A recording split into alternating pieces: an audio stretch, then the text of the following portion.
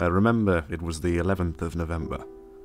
I was walking through the town centre hoping to pick up a cheap copy of Skyrim, it having been released that very day, when suddenly my eye was caught by a stall I hadn't seen before, run by a rather stout-looking fellow, late 40s I supposed, wearing a long overcoat and calling out, "Cheap games! Xbox! PlayStation!" I walked over to him and stared at the merchandise. All the cases were plain, black, with a small white piece of paper showing the game's title and the console it supposedly ran on. They were quite obviously fakes. I could see why no one was buying them. "Don't be put off by their appearance," the man said. "Check inside." I opened the case of a copy of Skyrim for the 360. The disc, it seemed, was quite normal. It had the expected image and text, the little copyright warnings and the hologram designed to provide peace of mind that your product is genuine.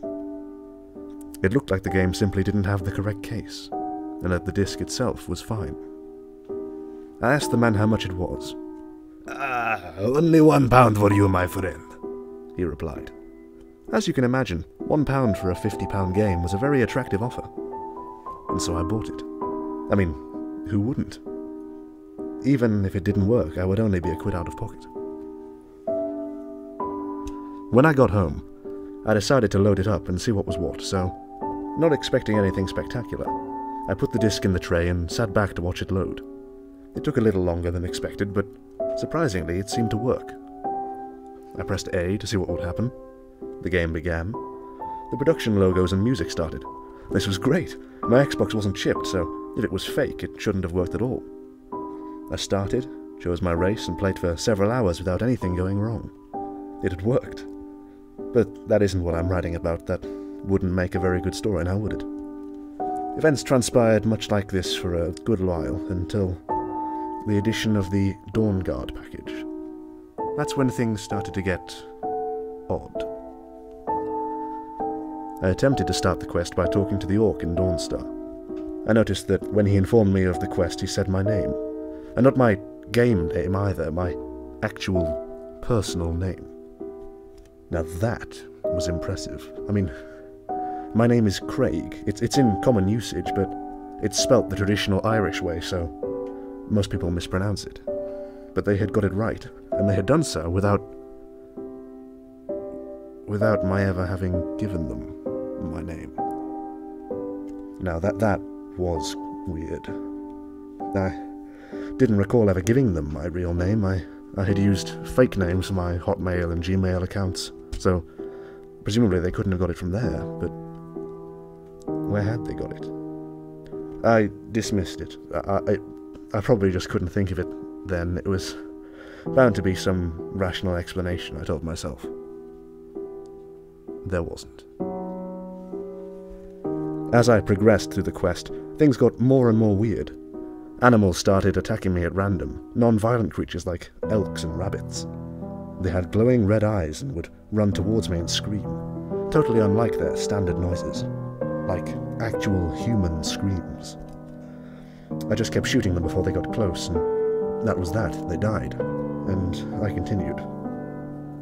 That's the way it went for quite some time, until I was ambushed by, or at least I hadn't spotted until it was too late, a bear with the glowing red eyes. It lunged and swiped at me with one of its huge paws, and as it connected with my character, I felt it. There's no other way to describe it. I mean, the real world, me that is. I felt the attack by the imaginary bear in the virtual world.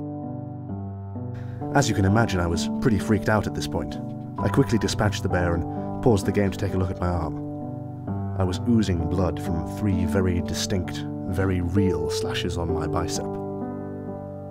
This was where I decided that maybe there was something wrong with the game after all, and called my friend Ben. He had had experience with this type of thing before, and after inspecting the wound and playing the game himself, he determined that it was indeed a haunted game, as he called it.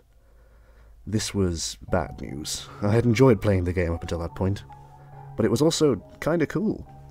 He told me that I should destroy it, that the longer I kept it, the worse things would get. I should have listened to him. I had decided that I would keep it, just lock it up, I didn't want to get rid of it. I thought it was cool, like a forbidden magic artifact. And I didn't count on my friend Steve, quote, borrowing it, unquote. I hadn't told him, and so he was totally unprepared for the real damage. He took it home and put it on. I don't know what happened after that, only that he must have been attacked by a fire mage or something, as, according to his sister, he spontaneously combusted. She screamed, and her parents ran in to find their son writhing in agony as the game-induced flames consumed his body and proceeded to spread throughout the house. The rest of his family were okay, but Steve, he died. Sorry. After the fire crews had put out what was left of the house and rummaged through the wreckage, they found the Skyrim disc. It was totally unharmed. It had somehow removed itself from the Xbox and travelled 15 feet towards the front door. I successfully retrieved it from the fire chief and took it home. And now I'm going to destroy it. But I don't know if I can. It might already be too late.